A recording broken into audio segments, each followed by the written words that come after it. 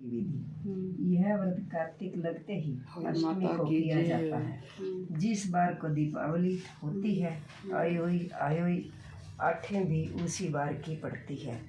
इस व्रत को स्त्रियां ही करती हैं। जिसके संतान होती है बच्चों की माँ दिन भर व्रत रखें। सायंकाल दीवार पर अष्ट पोष्ट का आयोई का पुतली रंग भर कर बनाए। उस पुतली के पास शई के बच्चों का चित्र बनाए या छिपी हुई आयोई अष्टमी का चित्र मंगवा कर दीवार पर लगाएं तथा उसका पूजन सूर्यास्त के बाद अर्थात तारे निकालने पर आयोई माता की पूजा करने से पहले पृथ्वी के पवित्र करके चौक पूर कर एक लोटा जल भर कर एक पलटे पर कलश की भांति रखकर पूजा करें। आयोई माता का पूजन करके माताएं कहानी सुने। पूजा के लिए माताएं पहले से ही चांदी के आयोई बनाएं सुनियोइब जिसे शाऊ कहते हैं और उसमें चांदी के दो दाने मोती डलवा लें।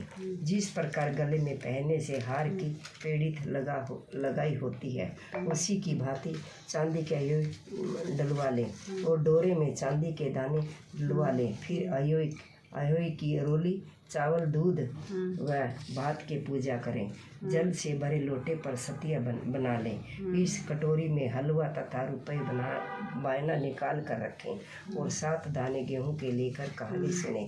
कहानी सुनने के बाद आयोई श्याऊ की माता गले में पहन ले या बाना निकाल कर रखा दे और सासू जी के पांव लगकर आदर पूर्वक उन्हें दे देवें। इसके बाद चंद्रमा को अर्घ देकर समय भोजन करें। दीपावली के बाद किसी भी शुभ दिन आयोई के गले में उतार कर उसका गुड़ से भोग लगावें और जल से छींटे देकर मस्तक झुकाकर रख दें। जिससे जितने बेटे हैं उतनी बार तथा जितने बेटों का विवाह हो उतनी बार चांदी के दो दाने आयोई को डलवा जाएं। ऐसा करने से आयोई माता प्रसन्न हो बच्चों को दीर्घायु करके घर में नित्य नए मंगल करती रहती है। इस दिन पंडितों को पेठा दान करने से शुभ फल की प्राप्ति होती है। बोलो होई माता की जय। होई माता की समझ आ गई ना।